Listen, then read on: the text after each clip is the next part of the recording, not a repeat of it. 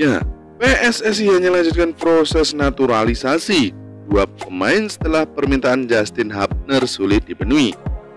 Pada hari Senin 17 April 2023, anggota Esko PSSI Arya Sinulinga memberikan pernyataan kepada awak media di GBK Arena Senayan, Jakarta Pusat.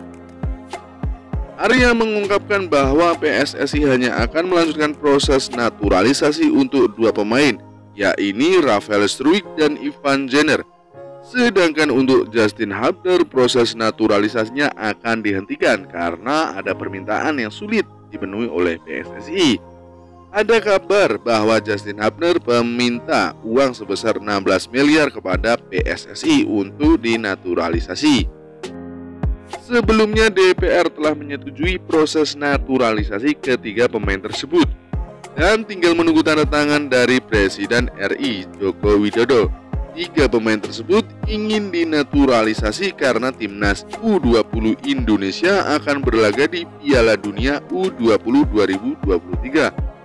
Namun, sayangnya skuad Garuda Nusantara gagal tampil di turnamen tersebut karena faktor FIFA yang mencabut Indonesia sebagai tuan rumah Piala Dunia U20.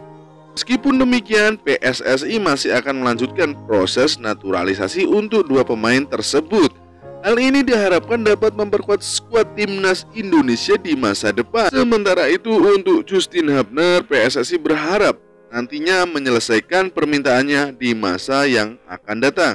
Saat ditanya masalah uang, Arya tidak mau bicara. Namun yang pasti PSSI kesulitan memenuhi permintaan bek keturunan Belanda Indonesia. Kami nggak mau ngomong karena memang ada permintaan yang kami nggak bisa penuhi ke Justin Hubner. Kami akan bersurat ke Menpora dan nantinya Kemenpora bersurat ke Mensteknek untuk memproses Ivan Jenner dan Rafael Struijk. Setelah itu prosesnya akan dilakukan. Administrasinya diurus dan langsung disumpah, ucap Arya.